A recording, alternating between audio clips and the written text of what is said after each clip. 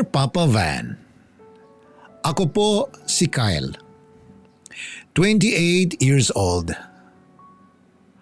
Ang akin pong ikukwento ay nangyari nung isang taon lang. Isa po akong freelance editor. Minsan may mga vlogger at content creator na nagpapa-edit sa akin.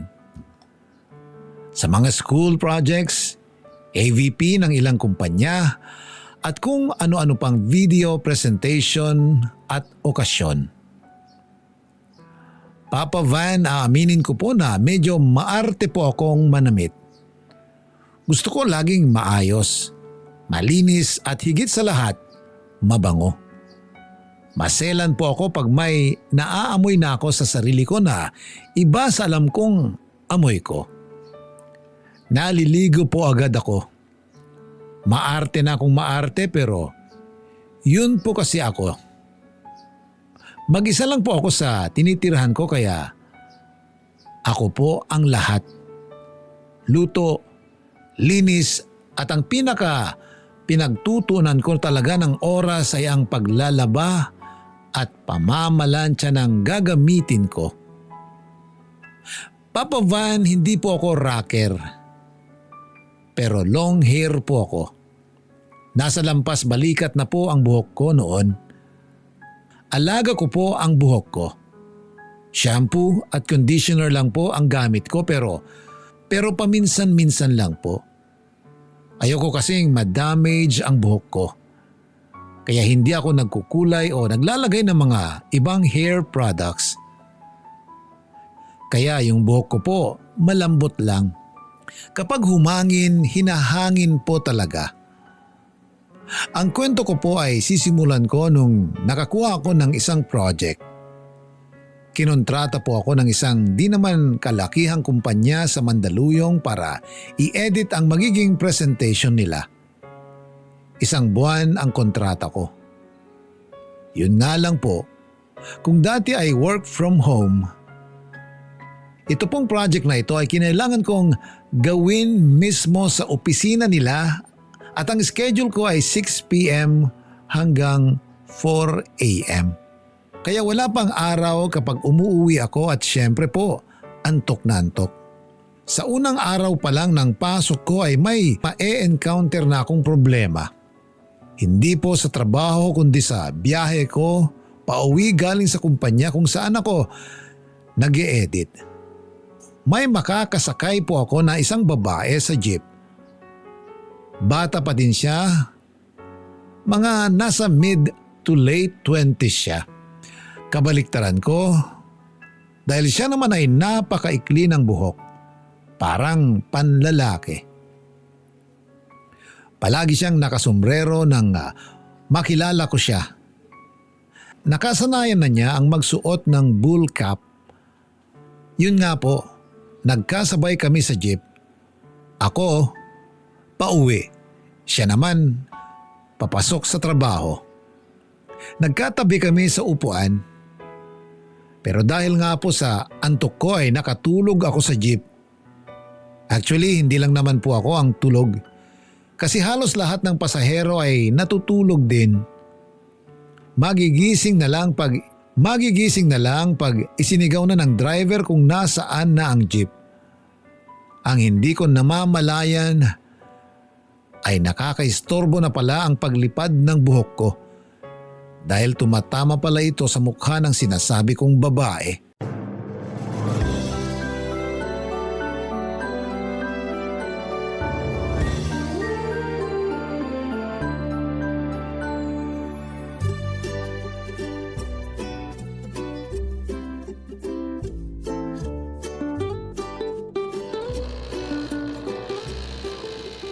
Ano ba naman? Yung buhok mo tumatama sa mukha ko.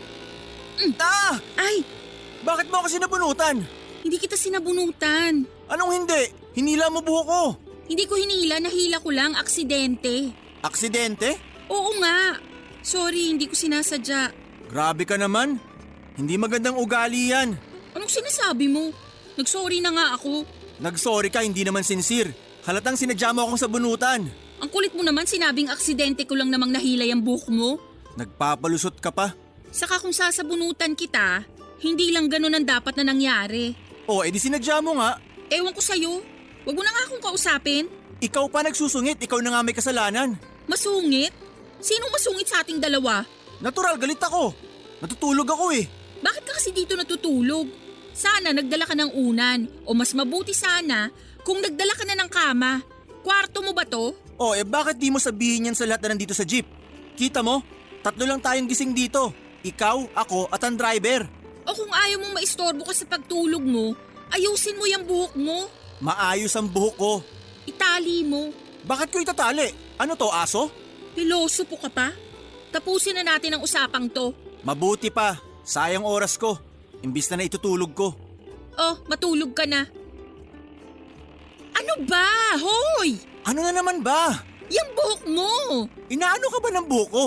Sira ka pala eh. Itatanong mo pa? Tumatama sa mukha ko. Anong gagawin ko? Malakas ang hangin. 4 lang ang pwede mong gawin. Una, ayusin mo yung buhok mo para walang maistorbo. Pangalawa, patigilin mo ang hangin. O pangatlo, putulin mo yung buhok mo.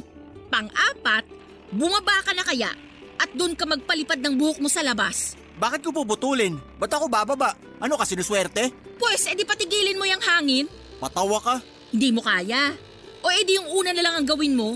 Ayusin mo yung buhok mo para walang maistorbo. Alam mo, ikaw lang naman umaangal sa buhok ko eh. Paano hindi? Ako lang naman ang tinatamaan. Bakit kasi diyan ka pumwesto?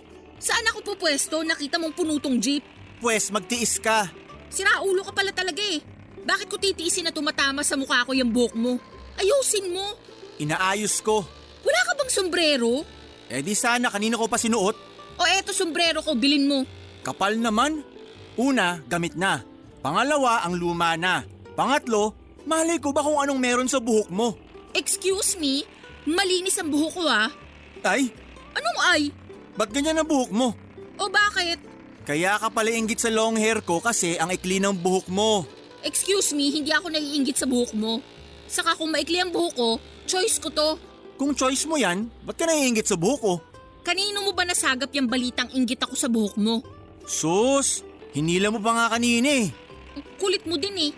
Hindi ko nga hinila, aksidente kong nahila. Nagsorry na nga ako, ang dami mo pang epal. Ako pa epal ngayon? Sinong epal?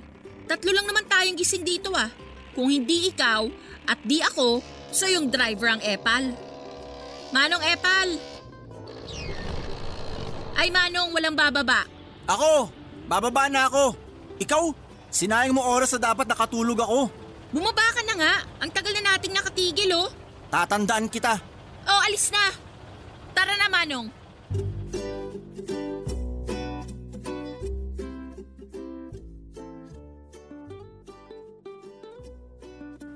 Papa Van, ang pangit ng umaga ko noon.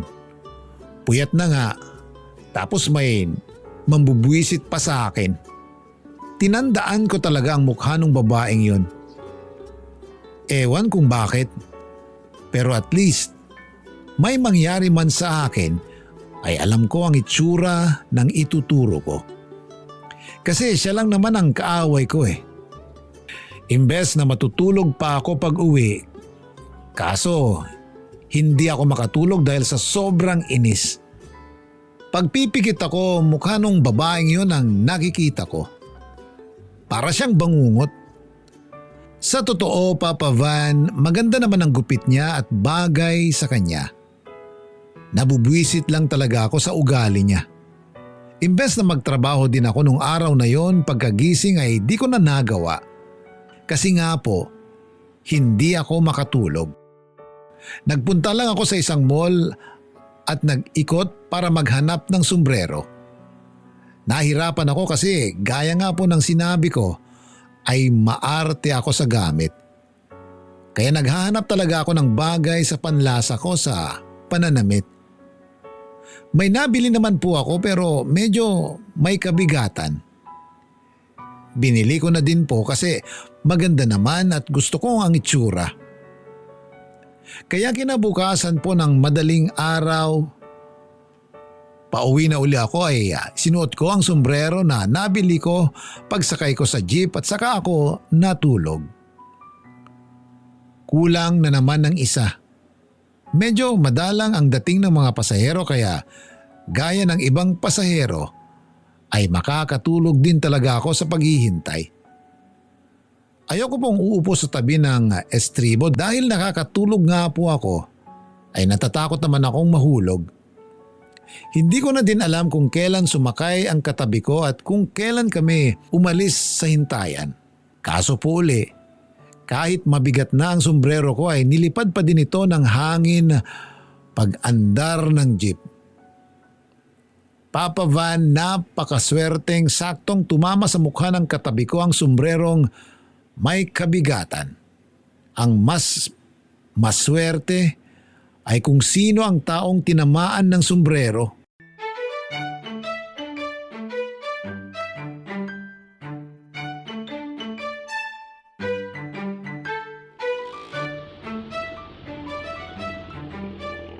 Aray!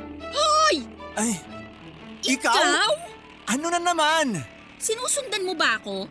Ano? Kapal ah. Mas makapal ka. Bago ako umupo dito, walang nakaupo dyan. Ibig sabihin, nauna akong umupo dito. Ngayon, ano sinasabi mo sinusundan kita? Hindi ba ikaw sumusunod sa akin? Mas makapal ka. Ano na naman ba problema mo? Sira ulo. Kung sombrero mo tumama sa mukha ko. Oh, bakit ka galit sa akin? Ako ba yung sombrero? Sira ulo, sa'yo to eh. Tumama sa mukha ko. Anong sinasabi mo? Inutusan kong tumama sa mukha mo yung sombrero? Puwisit ka talaga eh. Alam mo, puyat ako. Pakailam ko. Puyat ako, kaya please, tigilan mo ako. Bakit? Ano gagawin mo? May sinabi ba ako? Nagbabanta ka eh. Nakikiusap ako. Nagbabanta ka. Nakikiusap nga. Nagbabanta ka. Nagsombrero ako para hindi lumipad ang buhok ko. Kaya itong sombrerong pinalipad mo. Hinangin nga, di ba? Mahangin ka kasi. Nakakapagod kang kausap. Mas nakakapagod kang tignan. So tinititigan mo pala ako. Kapal. Alam mo, akin na yung sombrero ko at manahimik na tayo. Ayoko. Ano? Mag-sorry ka muna bago ko isoli to. Bakit ako magsasorry? Natural nasaktan ako dahil sa kagagawan mo. Mas masakit pagbintangan. Huwag mo akong idaan sa ganyang salita. Mag-sorry ka na lang. Hindi ako magsasorry. Pwes, hindi mo makukuha tong sombrero mo. Akin na yan. Ayaw! Grabing isip bata naman ito. Kesa naman walang isip. Hiyang-hiya naman ako sa'yo. Dapat. Akin na yan sombrero ko. Mag-sorry ka muna. Hindi ako magsasorry. Hindi mo makukuha tong sombrero mo. Isa. Ano? Dalawa. O ano? Sorry na. O ayan, nagsorry na ako. Akin na yan. Hindi. Nagsorry na nga ako eh. Nag-sorry ka nga, hindi ka naman nag-please. Ah. Akin na yung sombrero ko. Please. O ayan. Uy! Mama, para!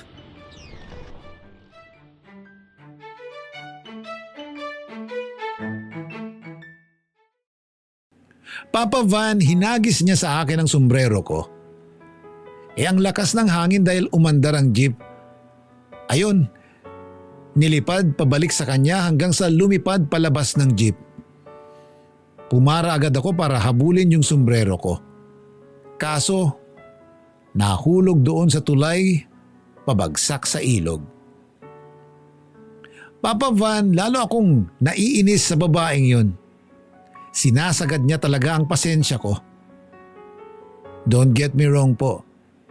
Hindi ko naman po siya sasaktan. Pero mag-iisip ako ng paraan kung paano makakabawi sa kanya.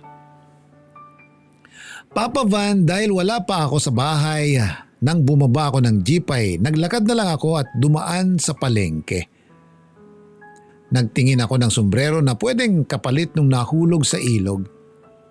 Kaso wala pong pasado sa taste ko.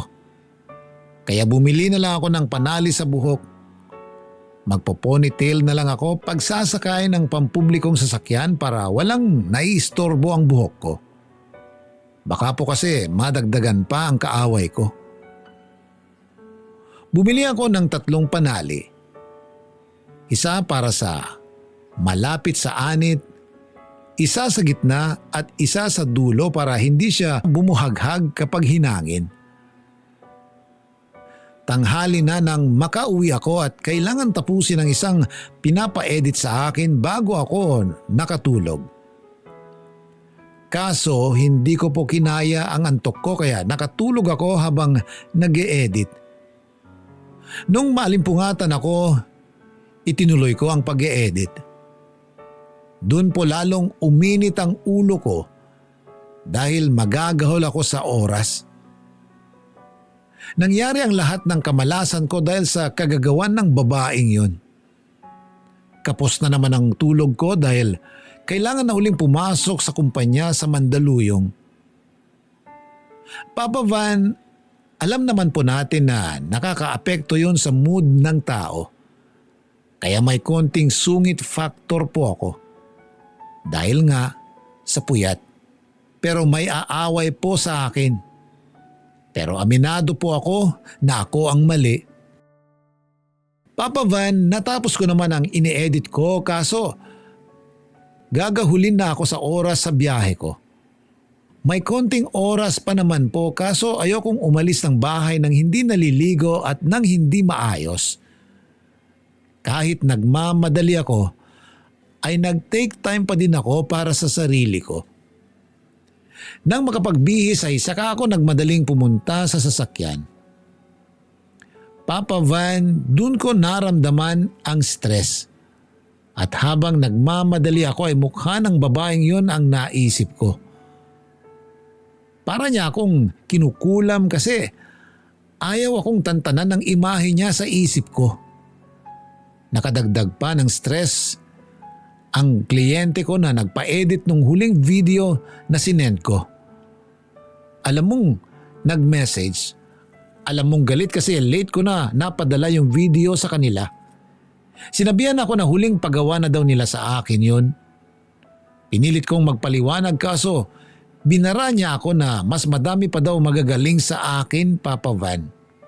Naposes ako ng artist side ko. Kaya nasagot ko siya ng pabalang. Kasi naman parang sobra na yung mga sinasabi niya.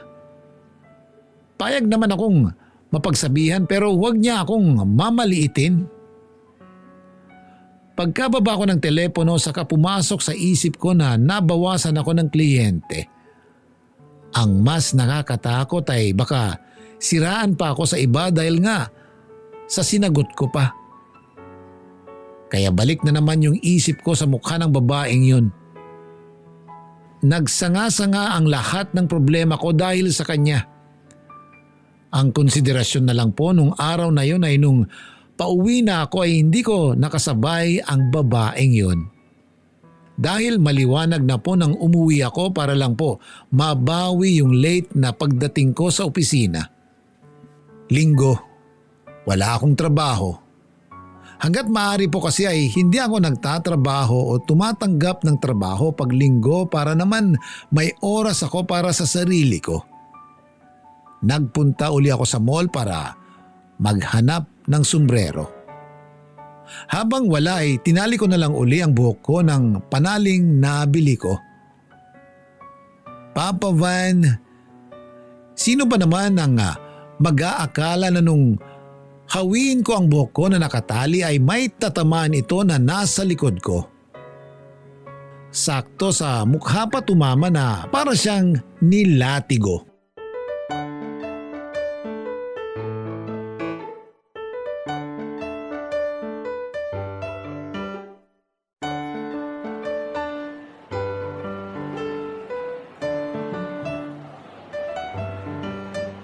Aray! Sorry, miss. Ikaw na naman? Sinusundan mo ba ako? Kapal mo? Ako pa talaga? Talaga? Wow! Wow mo mukha mo. Talaga?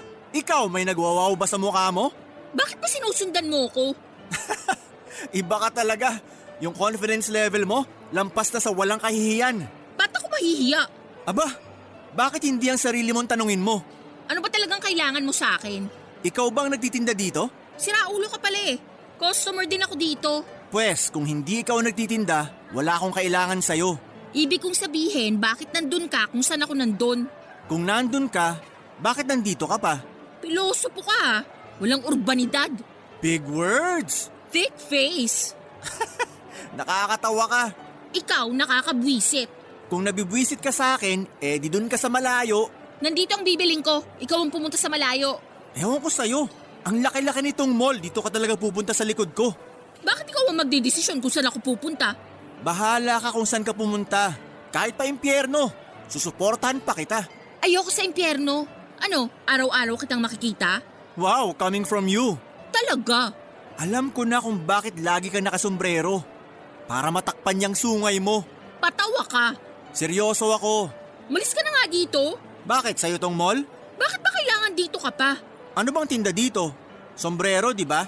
Ibig sabihin, bibili ako ng sombrero. Alangan naman doon ako maghanap sa underwear. Bakit hindi mo subukan? Mukhang mas bagay sa'yo magsuot ng brief sa ulo. Mas bagay ata sa'yo. Kasi para yung sungay mo, doon lalabas sa butas ng brief. Ewan, doon ka na nga sa ibang lugar. Bibili nga ako ng sombrero. Kasi yung sombrero ko, hinagis mo sa ilog. Makapagparatang ka. Hinagis ko? Nilipad yun ng hangin. Paano hinagis mo? Doon ka na nga. Bibili muna ako bago ka pumunta dito. Nagdududa na talaga ako na palabas na ng palabas sa ulo mong sungay mo. Kaya lagi kang nakasombrero. Doon ka na. Huwag ka naman buwisit dito. Nauna ako dito. Paano mo mapapatunayan? Ayun, nakikita mo yung security guard? Natural. Puntahan mo siya. Sabihin mo gusto mong ma-review yung CCTV footage kung sino na una sa atin dito. Bakit mo ko utusan? Tinuturuan lang kita. Mas kailangan mo edukasyon. Excuse me, graduate kaya ako? Bumalik ka uli, kailangan mo yon. Mag-master ka sa good moral and right conduct. Bakit? May subject kang ganon? Natural. Bakit hindi mo ina-apply sa buhay mo? Depende sa kaharap ko. Sus! Kahit naman nakatalikod ka, halatang salat ka sa magandang asal. Ano? Wala. Ulitin mo yung sinabi mo. Masakit ba? Sige, doon na lang ako sa underwear. Hoy, bastos! Bumalik ka dito!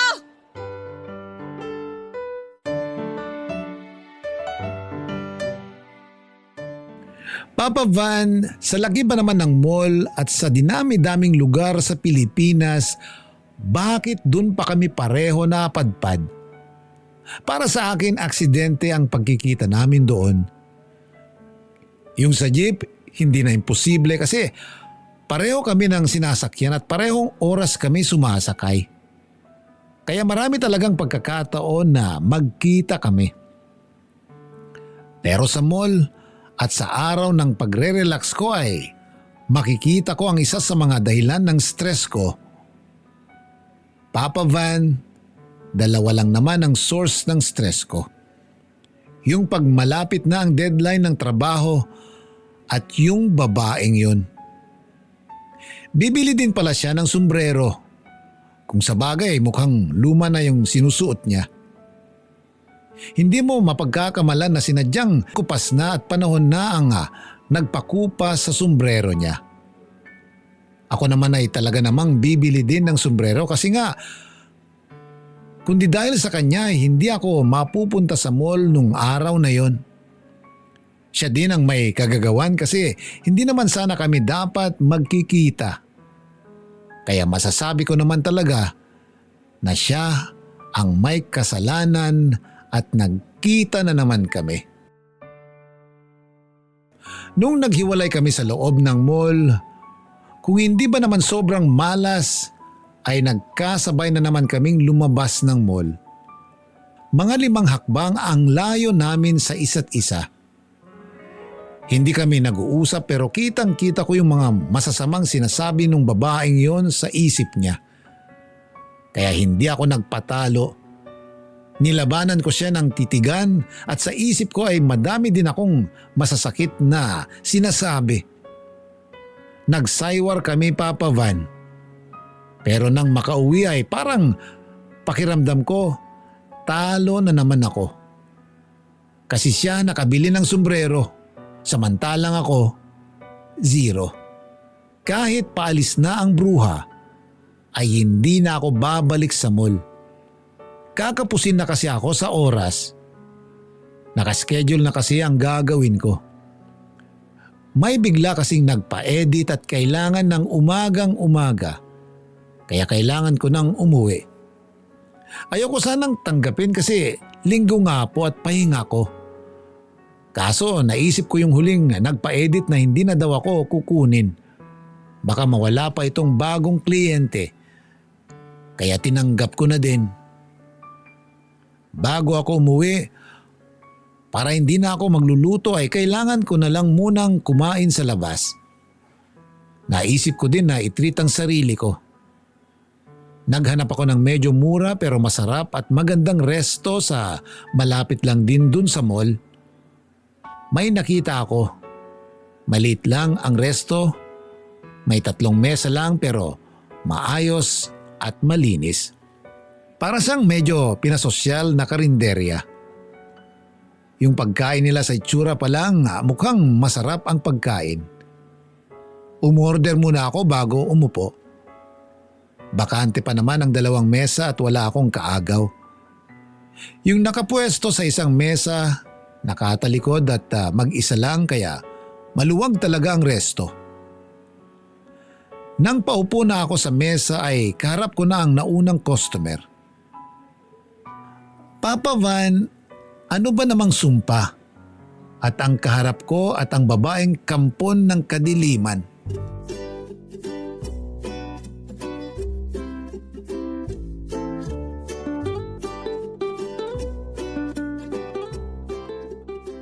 Lakas mo talagang mambuisit, no?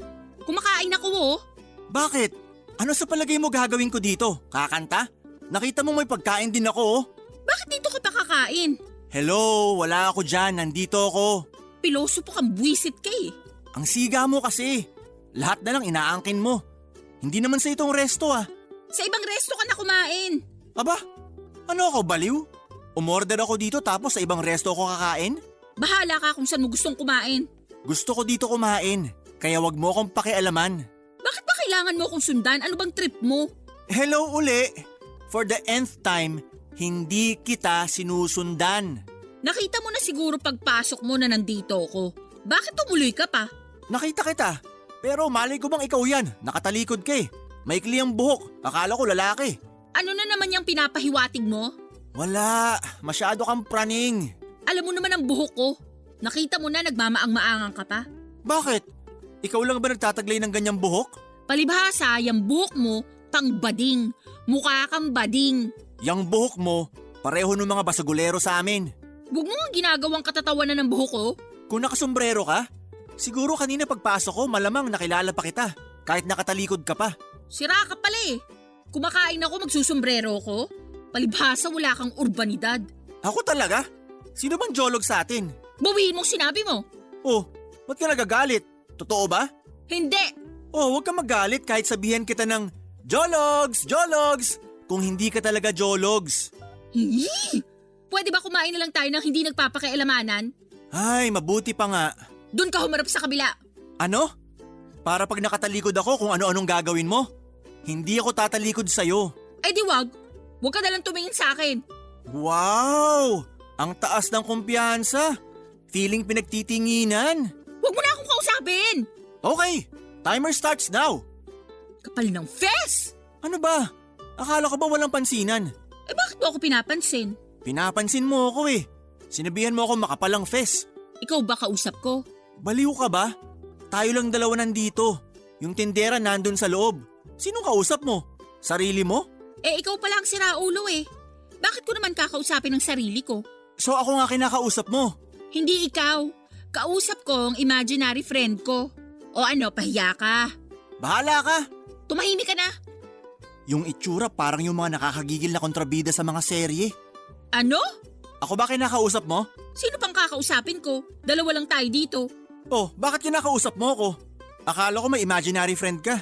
O eh sinong kausap mo? Imaginary friends ko. Mas madami. Tropa sila. Ikaw isa lang. Kasi kahit imaginary, iilan lang ang gusto kang maging friend. Hindi mo ba ako titigilan? Nananahimik kami ng mga OG ko dito ah. Puisit ka talaga. Nakakawala ka ng gana. Nawalan ka ng gana? Eh ubos na yung pagkain mo. Wala kang pakialam. Makaalis na nga. Bayaran mo yung kinain mo. Pay as you order nga, di ba? Bobo ka ba? O paano? Aalis ka na? Alangan namang tiisin ko yung presensya mo. O paano? Anong o paano? Basta mo na lang iiwan ang nag-iisang imaginary friend mo? Nauna na siyang umalis.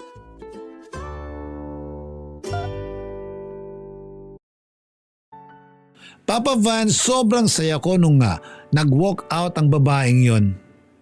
Actually, hindi naman po talaga walk out na matatawag yon kasi tapos na talaga siyang kumain. Bilib nga po ako eh. Kahit nakikipag-away, nakatapos siyang kumain. Multitasking yung bunganga niya. Pero ganun pa man ay masaya pa din ako kasi naitaboy ko siya. Nakita ko na siya naman ang umuwing luhaan kasi na bad trip ko siya. Nakabawi na ako sa mga pambabad trip niya sa akin. Ninamnam ko talaga yung pagkain ko sa sobrang tuwa. Pero yun palang tuwa ko ay mapapalitan ng ibang pakiramdam. Kasi habang nakangiti ako ay bigla kong naalala yung sinabi ng babaeng yun na mukha akong bading sa itsura ko. Wala akong against sa mga bading. Kaso hindi po ako bading. Yun ang problema ko. Pag may napapansin sa akin ay masyado akong nagiging conscious.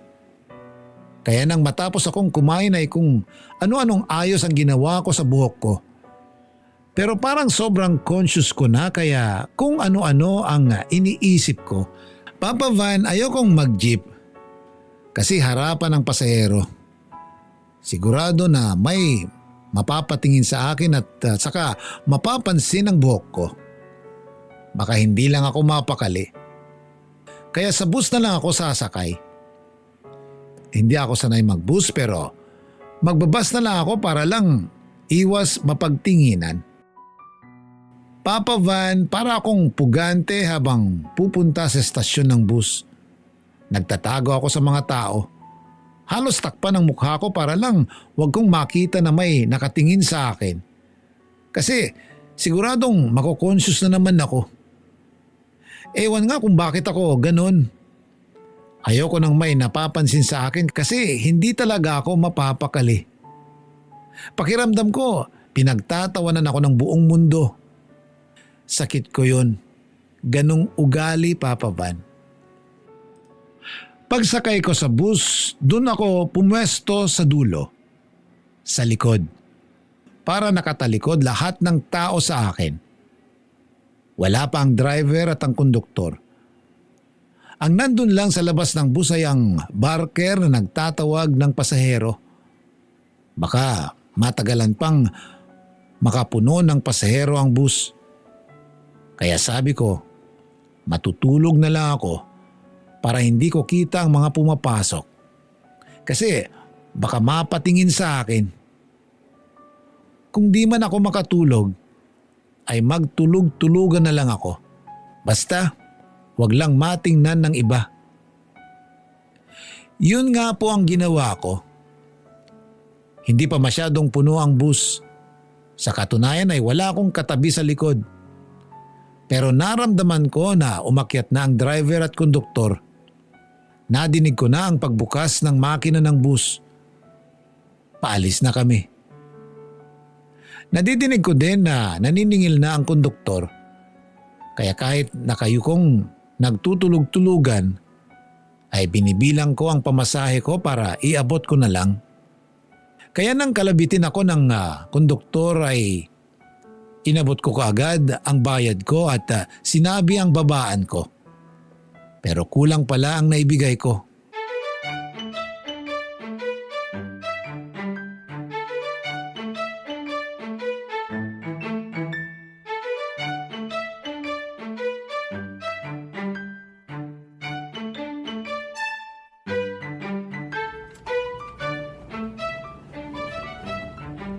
San kayo?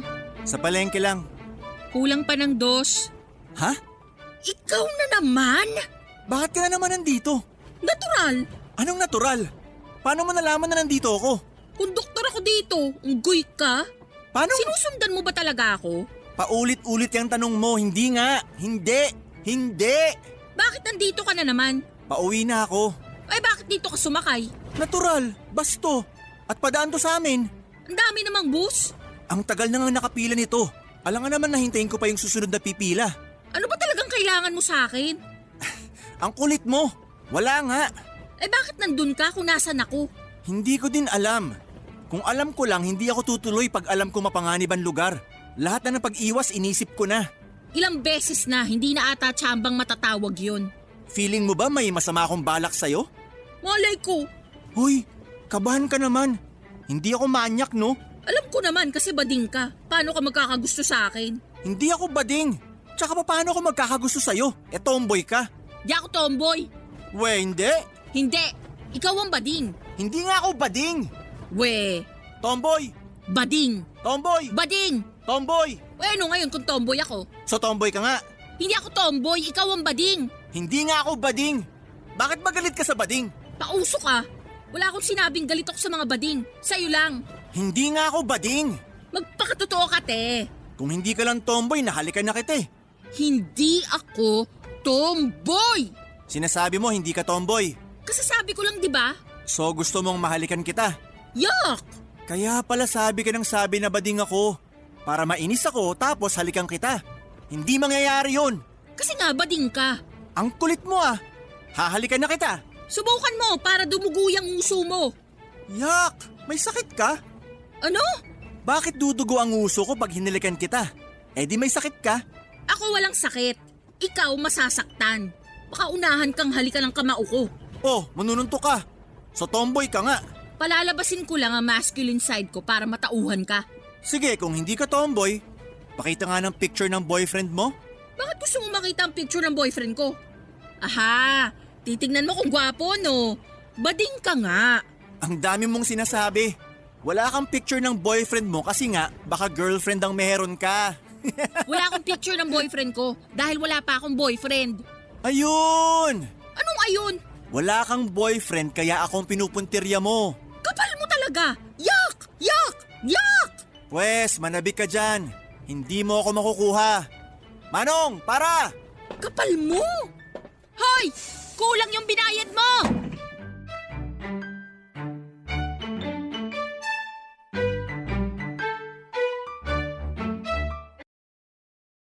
Papa Van, isa na namang victory.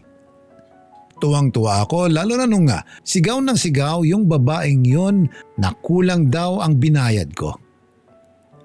Hindi naman huminto yung bus. Pakiramdam ko, pati driver hindi din siya pinapansin eh. Basta ang maganda ay masaya akong magtatrabaho at matutulog dahil sa naka 2 points na ako sa babaeng yon. Dahil alam ko na ang kumpanyang pinagtatrabahuhan niya ay pwede na akong mag-imbestiga sa background niya. Malapit lang sa amin ang pinaka-terminal ng bus na pinagtatrabahuhan niya kaya pwede akong mapadaan dun minsan at mag-imbestiga. Ang hindi ko lang na-anticipate, Papa Van, ay ang gagawin din na hakbang ng babaeng yon. Tinandaan niya pala ako kung saan ako bumaba at gaya ng plinano ko ay yun din ang ginawa niya. Habang nagtatanong-tanong ako sa stasyon ng bus tungkol sa kanya, ay nagtatanong-tanong din pala siya sa lugar namin tungkol sa akin. Hindi ko alam kung pareho kami ng pakay ang makaganti. Pero yun kasi ang balak ko. Madami akong nalaman tungkol sa babae na yon na ikinagulat ko. Hanggang sa magkita kami uli isang madaling araw. Nung magharap kami, hindi gaya ng dati. Tahimik kami.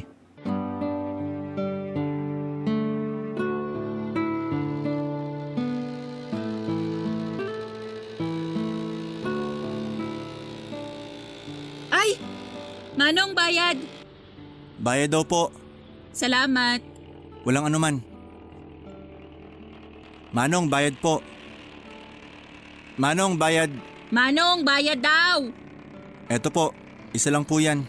Isa lang daw yan. Salamat. Pero sakto lang pala nabigay ko sa driver. Kaya siguradong alam niya na isa lang yon. Pero salamat. Mahina kasi ang boses mo kanina.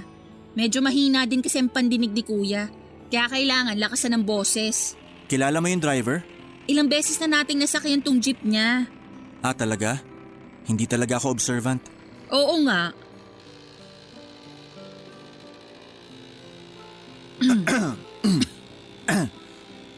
Sorry. Ha? Saan? Sige, mauna ka na magsalita. Salamat. Sorry Saan? sa mga nasabi ko sa'yo. Alin dun? Yung sinabi kong tomboy ka, nalaman ko na hindi ka naman tomboy. Tsaka hindi talaga pangit ang buhok mo. Maganda siya. Bagay nga sa'yo eh. Gusto lang talaga kitang asarin, kaya ako sinabi ang mga yon. Paano mo naman nalaman na hindi ako tomboy? Huwag kang magalit Saan naman? Basta huwag kang magalit. Hindi, promise. Nagpunta ako sa terminal nung bus na pinagtatrabahuhan mo. Nagtanong-tanong ako doon tungkol sa'yo. Kaya alam ko nang hindi ka talaga tomboy. Huwag kang magalit Nakakagulat, pero hindi naman ako nagagalit. Salamat. Huwag ka din sanang magagalit ha. Saan? I mean, hindi ako magagalit. Ano ba yon? Ganon din ang ginawa ko. Nung bumaba ka ng bus nung linggo ng gabi, di ko na inalis ang tingin ko sa'yo kahit palayo na yung bus. Nakita ko kung saan kalye ka pumasok. Kaya nagpunta ako doon at nagtanong-tanong din ako tungkol sa'yo. Nakarating ka sa amin? Oo. Sikat ka pala doon. Isang tanong ko pa lang na ituro na agad sa akin ang bahay mo. Nalaman ko din na hindi ka bading. Sobrang sorry sa mga sinabi ko sa'yo Kalimutan na natin yon. At least nakilala na natin ang isa't isa. Nakilala natin pero hindi pa tayo nagkakakilala. Kaya magpapakilala na ako ng formal. Ako si Malin. Ako naman si Kyle. Nice meeting you, Kyle. Nice to know you finally. Long overdue. Nalaman ko na din kaya pala ganyan kaikli ang buhok mo. Nagdo-donate ka din pala ng buhok dun sa organization na tumatanggap ng buhok para sa mga cancer patients. Oo, kaya nalaman ko din na ilang beses ka na palang nagpapahaba ng buhok. Oo, pinapahaba ko para i-donate din dun sa parehong organization kung saan ka nagdo-donate ng buhok. Ang liit ng mundo, no? Sobra. Pinasikip lang natin masyado dati. Anong nag-udyok sa'yo na maging hair donor? Mama ko, Bakit? Nasaan siya? wala na siya. Cancer din. Ay, sorry. Pasensya ka na ha. Okay lang. Ikaw, ano naman ang reason mo? Same din. Si nanay. Wala na din siya. Sorry din. Isipin na lang natin happy na sila. At happy sila sa atin sa ginagawa natin. Malay natin, magkumari na pala sila dun sa itaas. Oo nga. Baka pinagtatawanan nga nila tayo dahil sa mga kasungitan natin eh. Pangako ko kay mama noon na kahit sa maliit na paraan tutulong ako sa mga cancer patients. Nagdo-donate din ako ng dugo regularly. OMG! Ako din! Ay talaga? Alam mo, magsabay na lang tayo mag-donate para may katsikahan ako. Oo ba? Pero siguradong hindi tayo magkakasabay mag-donate ng buhok kasi nagpapahaba ka pa lang. Ako i-donate ko na to mga 1 month pa para humaba pa. Siguro mahaba na buhok mo nun. Oo nga. Pero okay lang. Maganda nga kasi pag maikli ang buhok mo. Ako naman, pahaba na. At pag mahaba ang buhok mo, ako naman maikli uli. Parang baliktad lagi ang mundo natin. Oo nga.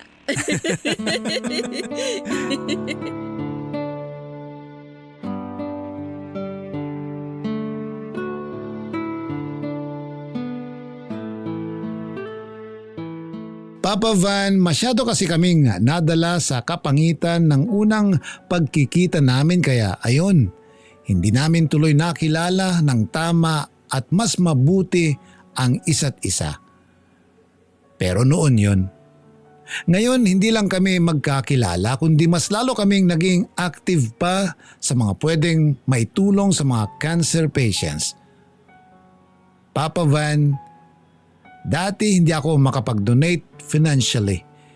Pero ngayon, maganda na ang trabaho ko. Kasi kinuha na akong permanenteng editor sa Mandaluyong. Yung kumpanyang nagbigay lang sa akin ng racket nung una. Bukod pa doon ay may mga paside pa ako na racket sa editing. Kaya yung 5% lagi ng natatanggap ko sa regular job o sa special projects man ay naiipon ko at dinodonate ko sa sinalihan namin na organization para sa mga may cancer. Maliit lang ang naambag ko pero ang importante sa akin ay nandun ako. Si Malin po ay lagi kong kasama dahil nga yun din ang pangako ko sa mama niya. Para sa mga nanay namin at sa mga ngailangan ng serbisyo. At kung ano pa ang maibibigay namin ay magpapatuloy kaming tumulong hanggang kaya. 1 taon na kaming active ni Malin's organization. Pero nung magkakilala na kami, mahigit 1 taon na din kaming sabay sa pagtulong. Kami naman ay mag-1 taon na ding active ang love life. Opo, Papa Van, kasing active ng pagtulong namin ang love life namin bilang magkarelasyon. Doble saya kami sa relasyon namin at ganun pa din kami. Pag mahaba ang buhok niya ay maikli naman sa akin. Tapos baliktad naman. Hindi man magkita sa parehong haba ang mga buhok namin ay lagi naman nagkikita at magkasama ang mga puso namin. Isa po sa mga layunin ko kaya po ibinahagi ang kwento ko ay para mahimok din ang ating mga kababayan na kung kaya nating tumulong ay tumulong tayo sa kahit anumang paraan na maaring makagaan sa mga nangangailangan. Hindi kailangang malaki. Hindi naman kailangang pera.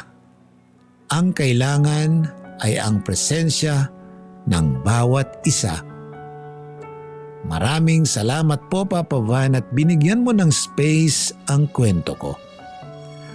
Ang inyong forever kapuso at kabarangay, Kyle. Minsan lang sa mundo